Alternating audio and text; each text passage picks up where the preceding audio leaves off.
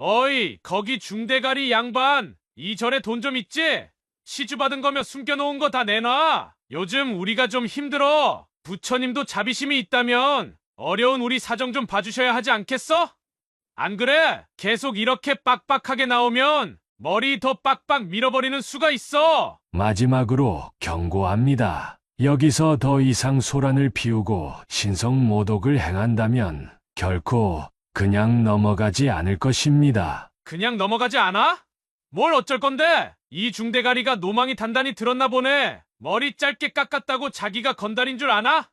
야, 다 쓸어버려. 세상의 소음이 쉬이 당도하지 못하는 깊은 산속 청량사의 새벽은 언제나처럼 장엄한 침묵으로 시작되었습니다. 동력 하늘이 희미하게 미명을 머금기 시작하자 밤새 계곡을 타고 흐르던 차가운 공기는 옅은 안개와 뒤섞여 몽환적인 풍경을 자아냈습니다. 수백 년은 좋게 되었을 법한 거대한 은행나무가 사찰 입구를 묵묵히 지키고 서 있었고 풍경 소리마저 잠든 듯 고요한 경내에는 짙은 소량과 희미한 향냄새만이 감돌았습니다. 이른 새벽 예불을 마친 스님 한 분이 마당 한가운데에 서서 조용히 호흡을 고르고 있었습니다.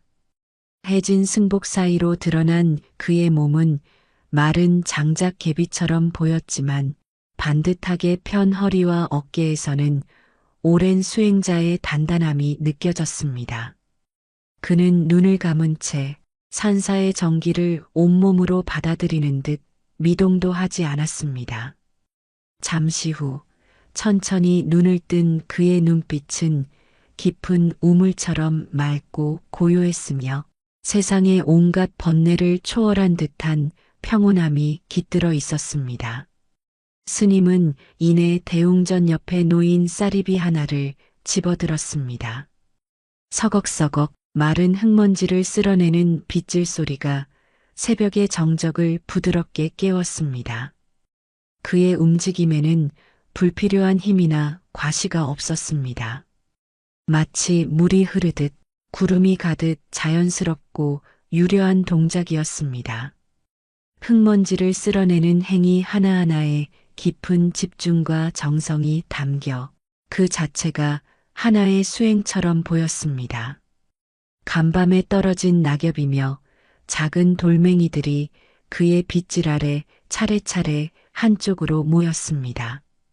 언뜻 보면 그는 그저 산사의 고요함 속에서 묵묵히 자신의 소임을 다하는 자비심 가득한 평범한 수행자일 뿐이었습니다.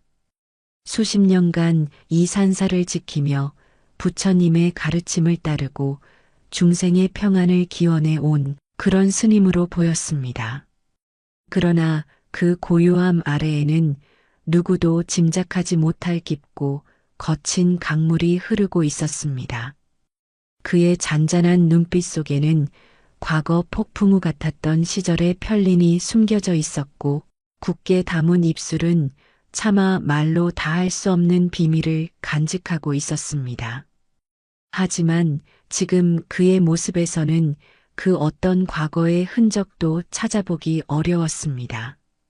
오직 평화와 자비만이 존재할 뿐이었습니다. 바로 그 평화가 산산조각 나는 데는 오랜 시간이 걸리지 않았습니다. 고요하던 산 아래쪽에서부터 요란하고 불쾌한 엔진 소음이 계곡을 타고 울려 퍼지기 시작했습니다. 소리는 점점 가까워졌고 곧이어 험준한 산길을 아랑곳하지 않고 질주해 온 시커먼 외제 세단 한 대가 먼지 구름을 일으키며 청량사 경내로 난입했습니다. 차는 마치 안방에 들어서듯 거침없이 마당 한복판까지 들어와 급정거했고 그 바람에 곱게 쓸어놓은 마당에는 어지러운 타이어 자국이 선명하게 남았습니다. 묵직한 차 문이 열리고 번쩍이는 액세서리와 온몸을 뒤덮은 현란한 문신을 과시하는 산에 넷이 차례로 내렸습니다. 딱 보기에도 정상적인 방문객과는 거리가 먼 거칠고 불량한 기운을 온몸으로 뿜어내는 자들이었습니다. 그들의 눈빛은 주변 풍경의 아름다움이나 사찰의 경건함 따위는 안중에도 없다는 듯 오직 자신들의 목적에만 집중하고 있었습니다. 무리의 우두머리로 보이는 험악한 인상에 옆머리를 짧게 밀고 윗머리만 길러 넘긴 사내가 차에서 내리자마자 바닥에 가래침을 탁 뱉었습니다. 그의 이름은 곽철용. 인근 지역에서는 제법 악명 높은 조직의 중간 보스급 건달이었습니다. 그는 삐딱하게 서서 주변을 오만하게 둘러보더니 마당 한쪽에서 빗자루를 든 채 자신들을 묵묵히 바라보고 있는 스님을 발견했습니다. 그의 입가에 비릿하고 조롱기 가득한 미소가 걸렸습니다.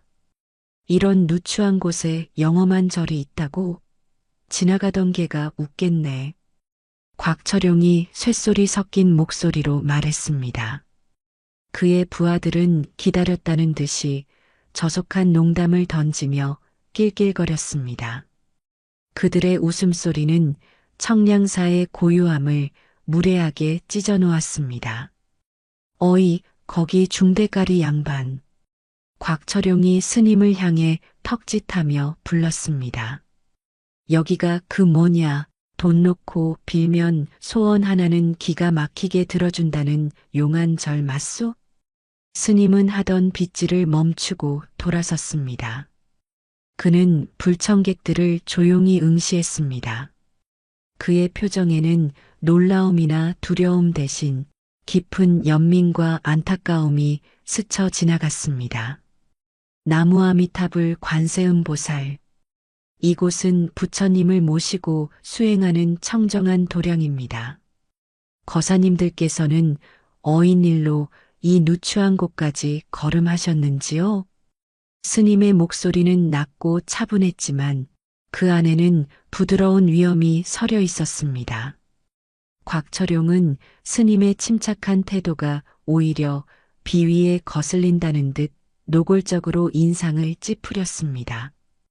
도량, 청정, 웃기고 있네. 영감, 우리랑 장난할 시간 없어. 그는 스님에게 성큼성큼 다가섰습니다. 그의 부하들도 그를 따라 스님을 에워싸듯 포진했습니다. 위압적인 분위기가 순식간에 조성되었습니다. 솔직히 말해봐. 이 절에 돈 좀 있지? 시주받은 거며 뭐며 숨겨놓은 거 다 내놔. 요즘 우리가 좀 힘들어. 부처님도 자비심이 있다면 어려운 우리 사정 좀 봐주셔야 하지 않겠어? 안 그래? 곽철용의 말투는 협박과 조롱이 교묘하게 뒤섞여 있었습니다. 그의 말에 부하 중 하나가 대웅전 앞 오래된 석등에 털썩 걸터앉아 주머니에서 담배를 꺼내 물었습니다. 불을 붙이려다 스님의 시선을 느끼고는 씩 웃으며 담배를 다시 집어넣었지만 그 행동 자체가 이미 신성한 공간에 대한 모독이었습니다. 다른 부하는 신도들이 공양미를 넣는 함을 발로 툭툭 건드리며 빈정거렸습니다. 에게게 이거 가지고 누구 코에 붙이나? 생각보다 장사가 영 안 되나 본데? 스님의 미간이 살짝 찌푸려졌습니다. 그는 여전히 차분함을 잃지 않으려 애쓰며 말했습니다. 거사님들, 다시 한번 말씀드립니다. 이곳은 기도하고 수행하는 신성한 곳입니다. 다른 신도분들에게 방해가 되고 부처님 앞에서 예의에 어긋나는 행동이니 이만 돌아가 주시기를 정중히 부탁드립니다. 그리고 사찰의 기물에 함부로 손대지 마십시오. 뭐, 돌아가라고? 이 영감탱이가 보자 하니까 진짜 간댕이가 부었네. 곽철용의 목소리가 드디어 언성을 높였습니다. 야, 우리가 누군 줄 알고 함부로 가라 말아야. 내 놈 눈에는 우리가 그냥 동네 양아치로 보여. 그는 스님의 가슴팍을 손가락으로 툭툭 쳤습니다. 좋게 말로 할 때 주지 어딨는지 대고 있는 돈 다 내놓으면 유혈 사태는 없을 거야. 근데 계속 이렇게 빡빡하게 나오면 오늘 이 절간 불구덩이 되는 수가 있어. 알아들어? 그의 살기 어린 협박에도 스님의 눈빛은 흔들리지 않았습니다. 오히려 더 깊고 단호해졌습니다. 주지 스님께서는 출타 중이십니다. 그리고 설령 계신다 한들 드릴 돈은 없습니다. 저희는 가진 것 없이 수행하는 자들입니다. 스님은 곽철용의 손가락을 조용히 밀어내며 말을 이었습니다. 마지막으로 경고합니다. 여기서 더 이상 소란을 피우고 신성 모독을 행한다면 결코 그냥 넘어가지 않을 것입니다. 하하. 곽철용은 스님의 경고에 마치 세상에서 가장 웃긴 농담을 들은 것처럼 배를 잡고 웃었습니다. 부하들도 따라 웃었습니다. 그냥 넘어가지 않아? 뭘 어쩔 건데? 이 중대가리가 노망이 단단히 들었나 보네. 곽철용이 웃음을 멈추고 다시 스님의 머리를 손가락으로 툭 건드렸습니다. 깨끗하게 밀린 스님의 머리가 그의 더러운 손가락에 의해 모욕당하는 순간이었습니다. 내 놈이 뭘 할 수 있냐고 묻잖아. 연불이라도 외워서 우리 머리 위에 벼락이라도 떨어뜨리시겠다? 형님, 저 영감 눈빛이 제법 살벌한데요? 혹시 숨겨둔 무공이라도 있는 거 아닙니까? 한 부하가 비꼬는 투로 말했습니다. 무공은 무슨, 절반만 먹어서 힘이나 제대로 쓰겠냐. 아마 우리 그림자만 봐도 오줌을 지릴걸. 다른 부하가 맞장구를 쳤습니다. 그들은 스님을 완전히 조롱거리로 삼으며 희희낙낙거렸습니다. 곽철용은 이제 슬슬 본색을 드러낼 때라고 생각했습니다. 그는 스님의 멱살이라도 잡을 듯 바짝 다가서며 위협적으로 손을 치켜들었습니다. 그의 눈에는 이 나약한 노승을 본보기로 삼아 철저히 짓밟아주겠다는 잔인한 의지가 번뜩였습니다. 바로 그때였습니다. 곽철용의 더러운 손이 스님의 깨끗한 승복 옷깃을 움켜쥐려던 바로 그 찰나. 순간 스님의 주변 공기가 얼어붙는 듯한 착각이 들었습니다. 방금 전까지 연민과 안타까움이 감돌던 스님의 눈빛은 온데간데 없이 사라지고 그 자리에는 깊이를 알 수 없는 심연과도 같은, 아니 그보다 더 차갑고 날카로운 강철 같은 냉기가 서렸습니다. 마치 오랜 시간 잠들어 있던 고대의 포식자가 마침내 눈을 뜬 듯 그의 온몸에서 뿜어져 나오는 기운은 주변의 공기마저 무겁게 짓눌렀습니다. 깡말랐던 몸은 어느새 바위처럼 단단해 보였고 바닥을 딛고 선 두 발은 땅속 깊이 뿌리내린 거목처럼 흔들림이 없었습니다. 변화는 눈 깜짝할 사이에 일어났지만 그 위압감은 실로 엄청났습니다. 곽철용은 본능적으로 위험을 감지하고 움찔했지만 이미 그의 손은 스님의 영역 안으로 들어선 후였습니다. 스님의 움직임은 보이지 않을 정도로 빨랐습니다. 곽철용이 무슨 일이 벌어지고 있는지 인지하기도 전에 스님의 마른 손이 그의 손목을 가볍게 하지만 놀라운 악력으로 휘감았습니다. 크억! 곽철용은 비명조차 제대로 지르지 못했습니다. 그의 손목에서는 뼈가 으스러지는 듯한 극심한 고통이 느껴졌고 동시에 그의 의지와는 전혀 상관없이 거대한 몸이 공중으로 붕 떠올랐습니다. 스님은 그저 곽철용의 손목을 잡고 살짝 비틀었을 뿐인데 마치 거대한 파도에 휩쓸린 조각배처럼 곽철용의 몸은 속수무책으로 날아가 마당 저편 흙바닥에 처참하게 나뒹굴었습니다. 쿵 하는 둔탁한 소리와 함께 흙먼지가 자욱하게 피어올랐습니다. 그는 넘어진 채 숨을 몰아쉬며 신음했고 방금 전까지 세상을 다 가진 듯 오만했던 얼굴은 고통과 충격 그리고 믿을 수 없다는 경악으로 일그러졌습니다. 눈앞에서 벌어진 초현실적인 광경에 곽철용의 부하들은 그 자리에 못 박힌 듯 얼어붙었습니다. 왁자지껄 떠들던 입은 굳게 닫혔고 눈은 금방이라도 튀어나올 듯 커졌습니다.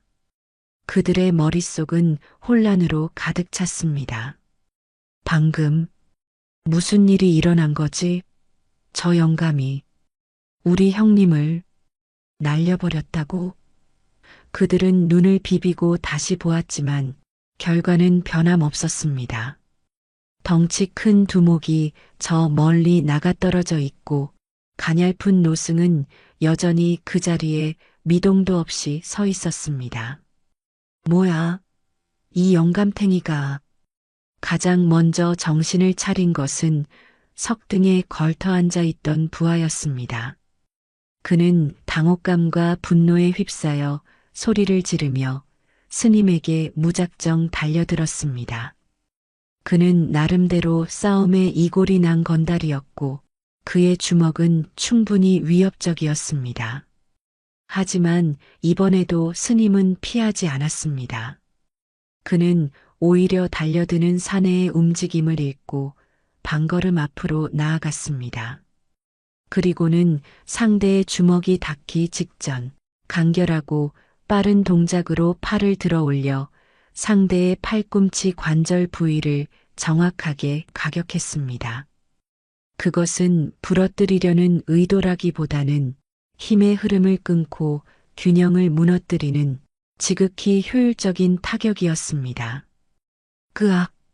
사내는 팔꿈치에 전기가 흐르는 듯한 격통과 함께 중심을 잃고 비틀거렸습니다. 스님은 그 틈을 놓치지 않고 손바닥으로 그의 가슴을 가볍게 밀었습니다. 가볍게 민 동작이었지만 사내는 마치 거대한 벽에 부딪힌 것처럼 뒤로 발라당 나가떨어졌습니다. 그는 넘어진 충격으로 숨을 제대로 쉬지 못하고 컥컥거렸습니다. 이 자식이 진짜. 이제 남은 2명의 부하는 완전히 이성을 잃었습니다. 그들은 앞뒤 가리지 않고 동시에 스님에게 달려들었습니다.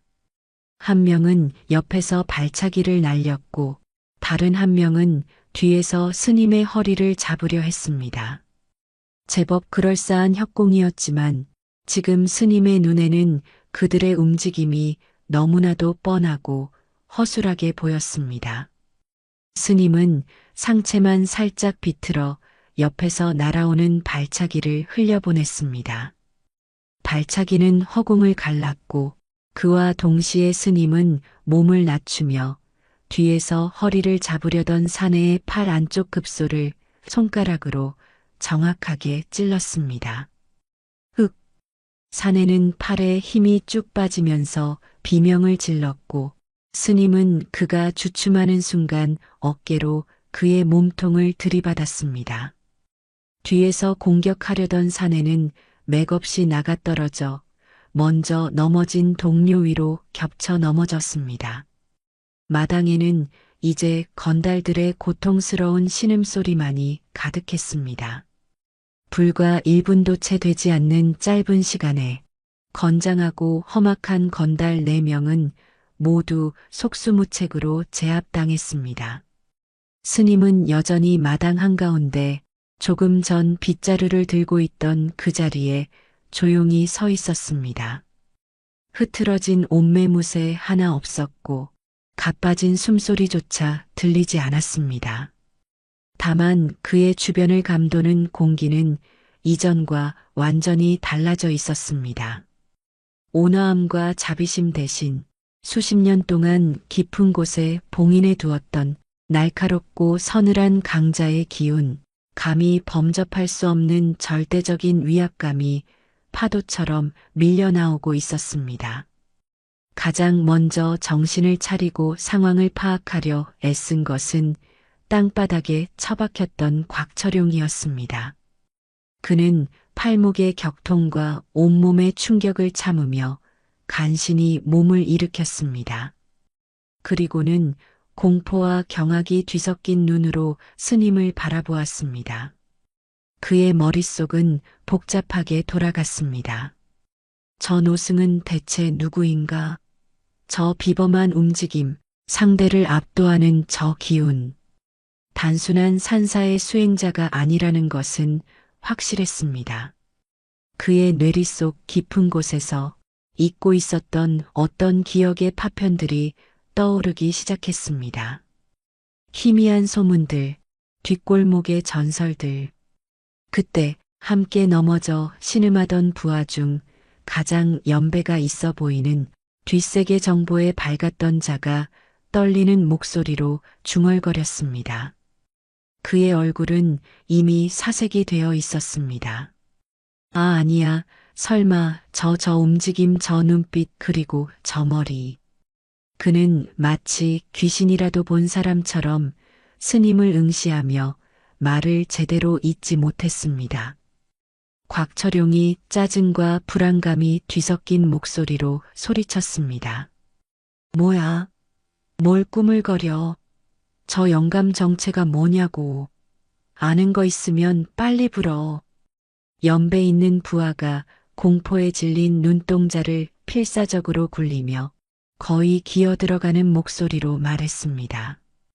그의 목소리는 주변의 공기마저 얼릴 듯 차갑게 떨리고 있었습니다.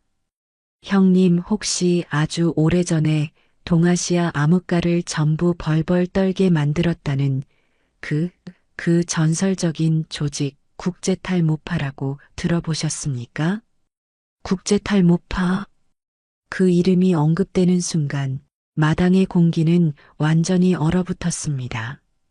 곽철용의 눈이 믿을 수 없다는 듯이 극도로 커졌고 다른 부하들 역시 숨쉬는 것조차 잊은 듯 멍한 표정이 되었습니다. 국제탈모파. 이름만 들으면 우스꽝스러울 수도 있지만 그 실체를 아는 자들에게 그 이름은 공포 그 자체였습니다. 수십 년 전 호련히 나타나 압도적인 힘과 잔혹함, 그리고 철저한 익명성으로 아시아 전역의 범죄 조직들을 공포에 떨게 했던 전설의 조직. 특히 그 조직을 이끌었던 보스는 철저히 베일에 쌓여 있었는데 그에 대해 알려진 유일한 정보는 그가 눈부실 정도의 민머리였다는 것뿐이었습니다. 사람들은 그를 빛나는 재앙, 머리 없는 그림자, 혹은 밤의 등대 등 온갖 무시무시한 별명으로 부르며 두려워했습니다.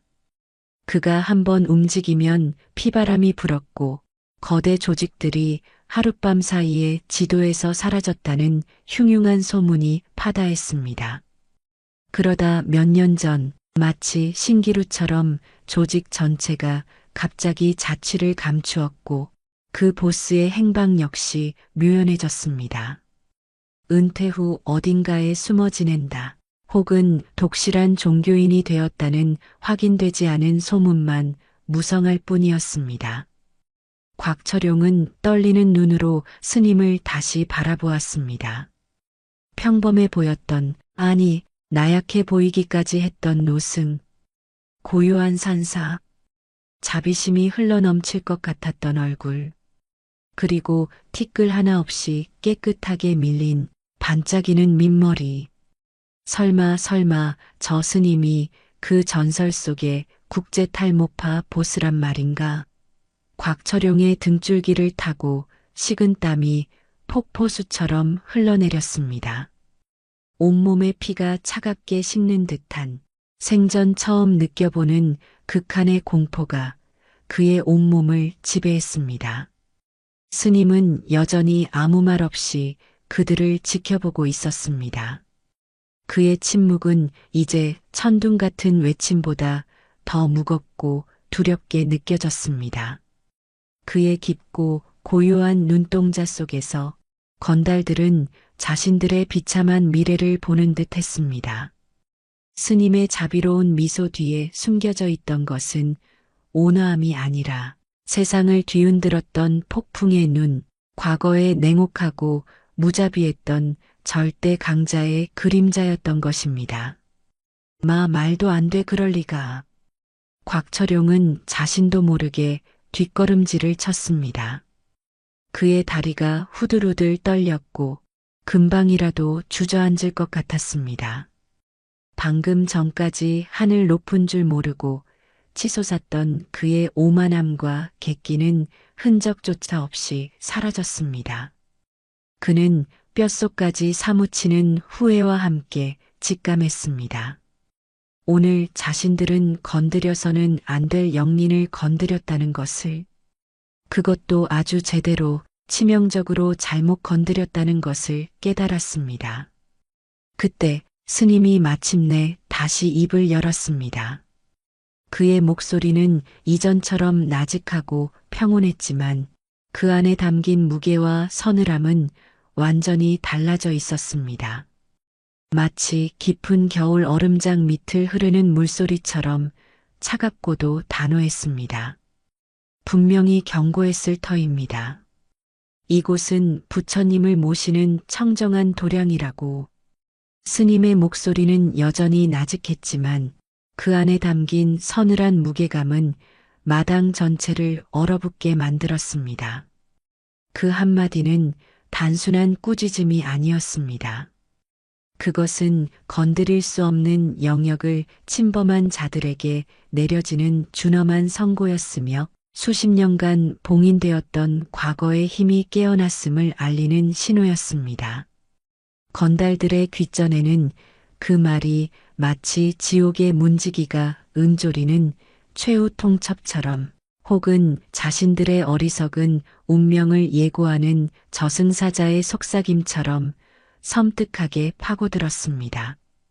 곽철용의 온몸에서 힘이 쭉 빠져나갔습니다.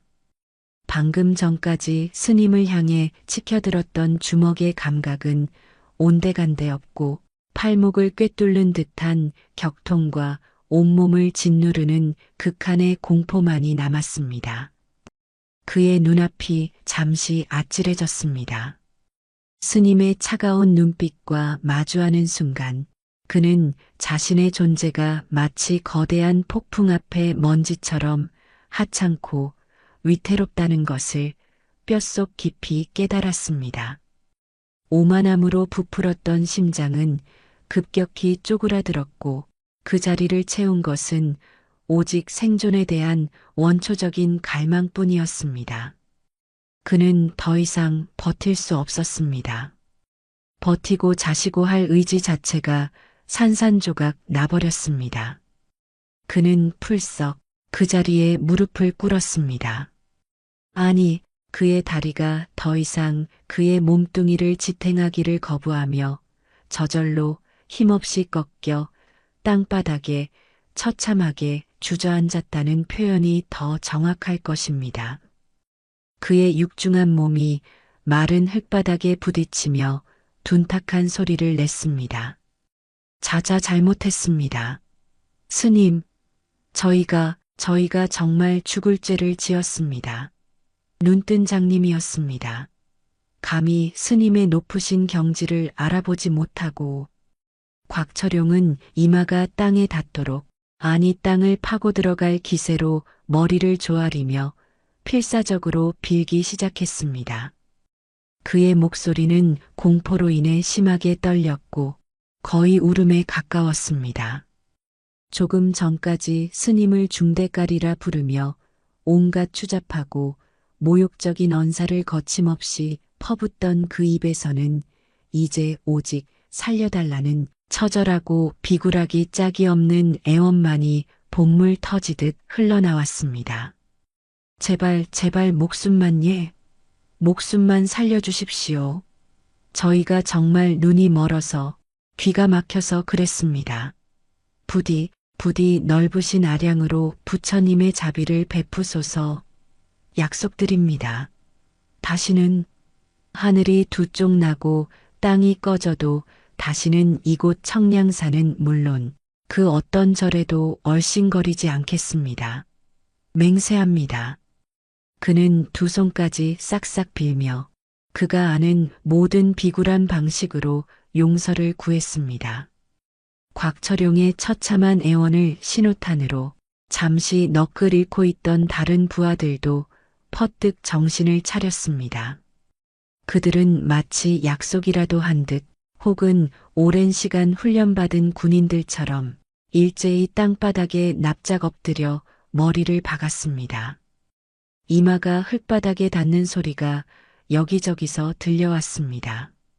그들의 등은 공포로 잘게 떨리고 있었고 몇몇은 제대로 숨을 쉬지 못해 꺽꺽거리는 소리를 내기도 했습니다. 스님, 살려주십시오. 저희가 정말 큰 죄를 지었습니다. 죽을 죄를 지었습니다. 용서해 주십시오. 제발 자비를 베풀어 주십시오. 시키시는 대로 뭐든지 다 하겠습니다. 제발 살려만 주십시오. 마당은 순식간에 4명의 건장한 사내들이 쏟아내는 비굴하고 처절한 울부짖음과 애원소리로 가득 찼습니다. 불과 몇 분 전까지 보여주었던 잔인하고 흉포했던 모습은 온데간데 없이 사라지고 오직 벌거벗은 생존 본능과 압도적인 존재 앞에서 느끼는 원초적인 공포만이 그들을 지배하고 있었습니다. 스님은 땅바닥에 납작 엎드려 파들파들 떨고 있는 그들을 잠시 아무 말 없이 그 어떤 표정의 변화도 없이 내려다보았습니다. 그의 눈빛은 여전히 겨울 밤하늘의 별처럼 얼음장같이 차가웠지만 자세히 들여다보면 그 깊은 곳에서는 더 이상 살기는 느껴지지 않았습니다. 대신 복잡하고 미묘한 감정의 파동이 아주 희미하게 일렁이는 듯 했습니다. 그것은 단순한 분노나 경멸이라기보다는 인간이라는 존재의 어리석음과 나약함에 대한 깊은 연민, 그리고 과거 자신의 모습과 겹쳐 보이는 현재의 광경에 대한 씁쓸한 회한 같은 것이었습니다. 그는 아마도 눈앞에 저 벌레처럼 빌고 있는 어리석은 중생들의 모습 속에서 수십 년 전 피와 폭력으로 얼룩졌던 자신의 과거를 보았을지도 모릅니다. 끝없는 증오와 복수의 연쇄 속에서 길을 잃고 헤매던 부처님의 자비와는 너무나도 거리가 멀었던 구원받지 못했던 자신의 어두운 영혼을 말입니다.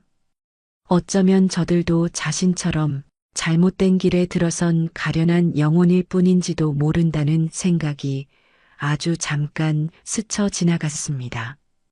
한동안 마당에는 건달들의 거친 숨소리와 흐느낌, 그리고 그 모든 것을 감싸는 무겁고 숨막히는 침묵만이 흘렀습니다. 시간은 마치 멈춘 듯 더디게 흘러갔고 건달들은 자신들의 목숨이 오직 스님의 입술 끝에 달려있다는 절망적인 현실 속에서 숨막히는 공포에 질려 스님의 다음 말만을 초조하게 기다렸습니다. 그 침묵은 그 어떤 고문보다도 더 길고 고통스럽게 느껴졌습니다. 마침내 길고 긴 침묵을 깨고 스님이 다시 입을 열었습니다. 그의 목소리는 놀랍게도 다시 예전의 평온함을 어느 정도 되찾은 듯 했습니다. 마치 폭풍우가 지나간 뒤에 고요한 바다처럼 격정의 파도는 가라앉고 잔잔한 물결만이 남은 듯 했습니다. 하지만 그 평온함 속에는 한 번 내뱉은 말은 반드시 지켜져야 하며 그 뜻을 거스를 경우 어떤 결과가 닥칠지 모른다는 거역할 수 없는 단호함과 위엄이 서리빨처럼 강하게 배어 있었습니다.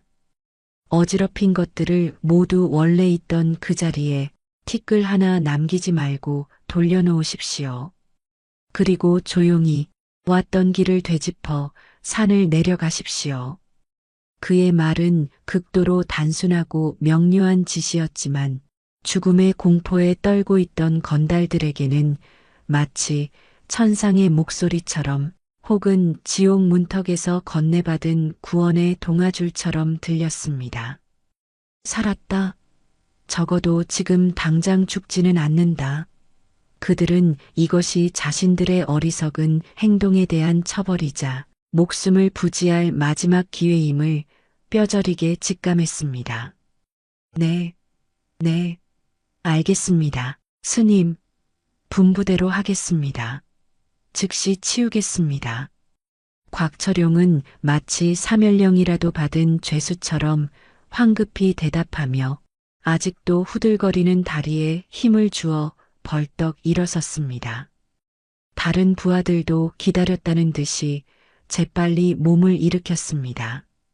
그들은 조금 전까지 땅바닥에 처박혀 있던 비참한 모습은 까맣게 잊은 듯 마치 지옥의 사자에게 쫓기기라도 하는 망자들처럼 혹은 엄격한 감독관의 눈치를 살피는 노예들처럼 허겁지겁 그러나 극도로 조심스럽게 마당을 치우기 시작했습니다.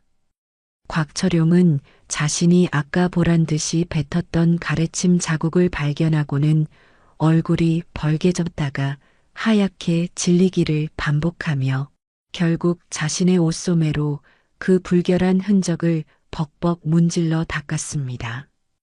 그의 얼굴에는 굴욕감과 공포심이 뒤섞여 기괴한 표정을 만들어냈습니다.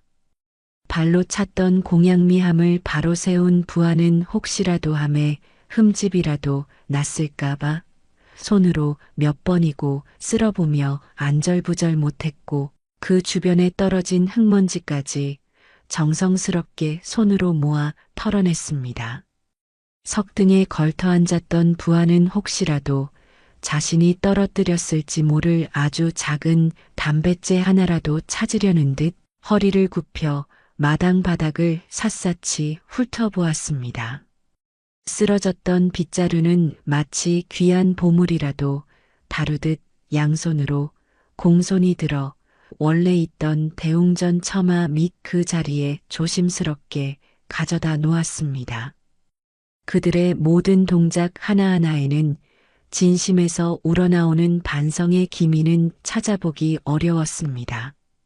대신 오직 스님의 심기를 조금이라도 더 건드리지 않으려는 어떻게든 이 끔찍한 상황에서 벗어나고 싶다는 필사적인 공포심만이 역력하게 드러났습니다. 그렇게 짧지만 영겁처럼 느껴졌던 시간이 흐르고 마당은 언제 소란이 있었냐는 듯 다시 원래의 깨끗하고 정돈된 모습으로 돌아왔습니다. 건달들은 다시 스님 앞에 일렬로 마치 군기를 잡는 신병들처럼 혹은 마지막 판결을 기다리는 죄인들처럼 잔뜩 주눅이 든 채 고개를 푹 숙이고 섰습니다. 그 누구도 감히 스님과 눈을 마주치지 못했습니다. 스님은 마치 아무 일도 없었다는 듯 평온한 얼굴로 그들을 마지막으로 한번 차분히 둘러보았습니다. 그리고는 나직하지만 마당 전체에 아니 그들의 영혼 깊숙한 곳까지 울릴 만큼 분명하고 청명한 어조로 말했습니다. 그의 목소리는 이제 따스한 봄날의 햇살 같기도 하고 차가운 겨울 계곡물 소리 같기도 한 묘한 울림을 담고 있었습니다.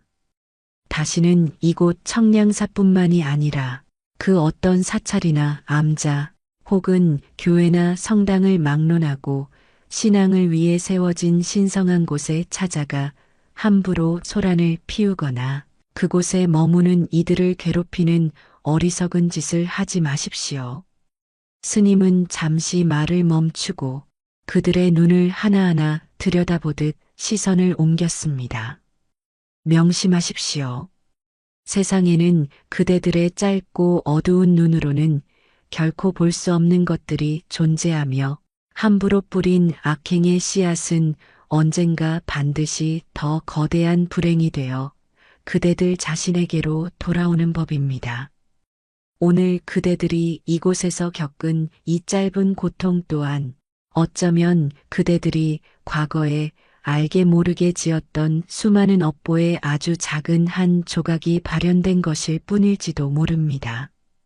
인과응보의 법칙은 한치의 오차도 없이 공평하게 작용하는 법이니 부디 그 무서움을 깨닫고 앞으로는 선한 마음으로 살아가도록 노력하십시오. 함부로 악업을 쌓는 것은 결국 스스로를 파멸로 이끄는 가장 확실한 길임을 부디 명심하십시오.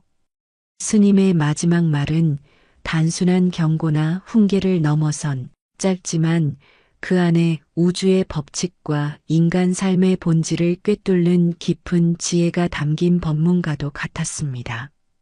건달들이 그 심오한 의미를 온전히 이해했을 리는 만무했습니다. 하지만 그 말 속에 담긴 서늘하고도 엄중한 진실의 무게감, 그리고 그 말을 하는 스님의 눈빛에서 뿜어져 나오는 거역할 수 없는 힘은 마치 뜨거운 인두처럼 그들의 뼛속까지 깊숙이 새겨지는 듯 했습니다. 평생 잊지 못할, 아니 잊을 수 없는 낙인이 찍힌 것입니다. 그들은 마치 혼이 빠져나간 사람들처럼 혹은 방금 끔찍한 악몽에서 간신히 깨어난 사람들처럼 더 이상 아무런 말도 잊지 못하고 그저 필사적으로 고개를 끄덕였습니다. 그들의 눈에는 더 이상 스님을 인간으로 보는 기색이 없었습니다. 차라리 천둥을 내리고 벼락을 치는 신령이나 죄인을 심판하는 염라대왕을 마주한 듯한 원초적인 경외와 공포만이 가득했습니다. 명심하겠습니다. 곽철용이 간신히 끊어지는 목소리로 대답했고 다른 부하들은 그저 입술만 달싹일 뿐이었습니다. 그들은 스님의 허락이 떨어지기를 기다리지도 않고 일제히 허리를 굽혀 마지막 인사를 올렸습니다. 그 모습은 마치 신성한 존재 앞에서 행하는 제의처럼 보일 정도였습니다. 그리고는 서로를 밀치듯 비틀거리는 걸음으로 황급히 자신들의 검은 세단에 몸을 구겨 넣었습니다. 차 문이 닫히는 소리마저 유난히 크게 들렸습니다.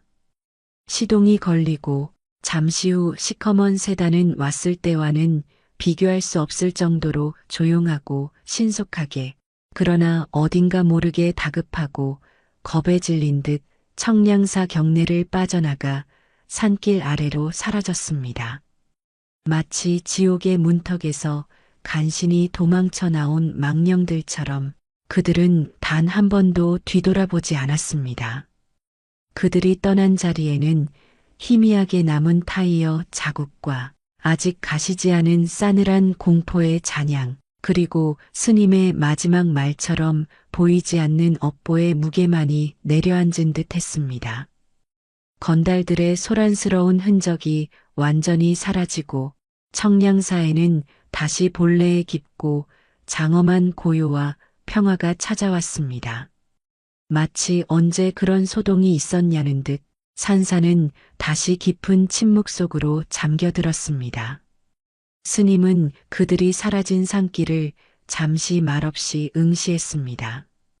그의 얼굴에는 방금 전까지 서려있던 냉철함이나 위엄 대신 깊은 상념과 인간 존재의 덧없음에 대한 연민, 그리고 자신의 거친 과거에 대한 씁쓸한 회한 같은 복잡한 감정들이 물결처럼 스쳐 지나갔습니다. 아무리 깊은 산사에 몸을 숨기고 부처님의 가르침에 따라 수행에 정진한다 한들 과거의 업보는 이렇듯 예고 없이 찾아와 그의 마음을 흔들고 잊고 싶었던 또 다른 자아를 끄집어내곤 했습니다.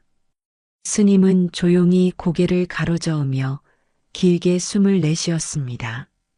그 숨결에는 속세의 번뇌를 털어내려는 듯한 의지가 담겨 있었습니다.